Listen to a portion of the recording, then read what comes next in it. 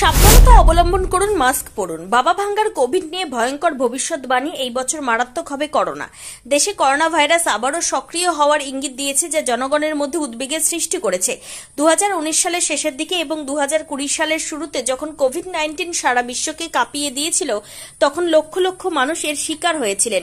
এখন 2025 সালে করোনা নতুন কেস বাড়তে শুরু করেছে এবং এরই মধ্যে সোশ্যাল মিডিয়ায় একটি রহস্যময় নাম আলোচনায়, জাপানি বাবা ভাঙ্গা তাতসুকি। 1999 সালে প্রকাশিত তার বইতে করোনা সদৃশ মহামারীর ভবিষ্যৎবাণী করা হয়েছিল, যা মানুষের মধ্যে নতুন করে ভয় এবং কৌতূহল সৃষ্টি করেছে। করোনা প্রত্যাবর্তন সত্যি কি 2025 সালে বড় বিপদ আসবে? জাপানি বাবা ভাঙ্গা তার ভবিষ্যৎবাণীতে বলেছিলেন যে 2020 সালে একটি অজানা ভাইরাস আসবে, যা এপ্রিলে চরমে পৌঁছাবে এবং তারপর 10 বছর পর অর্থাৎ 2030 সালের কাছাকাছি আরো বিপজ্জনক রূপে ফিরে আসবে। করোনার আবার নতুন করে উদ্ভব তার এই ভবিষ্যৎবাণীর সঙ্গে মিলে যাচ্ছে বলে মনে হচ্ছে।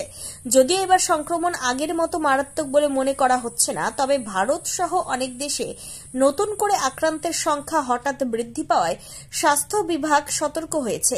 বিজ্ঞান ও ভবিষ্যৎবাণীর মধ্যে বিতর্ক। বর্তমানে সরকার এবং বিজ্ঞানীরা কোভিডের নতুন ভেরিয়েন্ট, টিকাকরণ এবং সুরক্ষা ব্যবস্থা নিয়ে নিরন্তর কাজ করছেন, যাতে সংক্রমণ নিয়ন্ত্রণ করা যায়। তা সত্ত্বেও সোশ্যাল মিডিয়ায় জাপানি বাবা ভাঙ্গার ভবিষ্যৎবাণী আলোচনায় রয়েছে। 2030 কোভিড প্রিডিকশন এর মতো হ্যাশট্যাগ ভাইরাল হচ্ছে এবং ইন্টারনেটে মানুষ এর সম্ভাব্য সত্যতা নিয়ে বিতর্ক করছে। আঁকড়ার কথা বলতে গেলে ওয়ার্ল্ডোমিটারের তথ্য অনুযায়ী এদিন 2024 পর্যন্ত করোনার মোট 70 কোটির বেশি কেস নথিভুক্ত হয়েছে, যার মধ্যে 70 লক্ষেরও বেশি মানুষের মৃত্যু হয়েছে। বিশেষজ্ঞদের মতে করোনা এখন পুরোপুরি শেষ হয়নি, বরং এর নতুন রূপগুলি সম্পর্কে সতর্ক থাকা প্রয়োজন।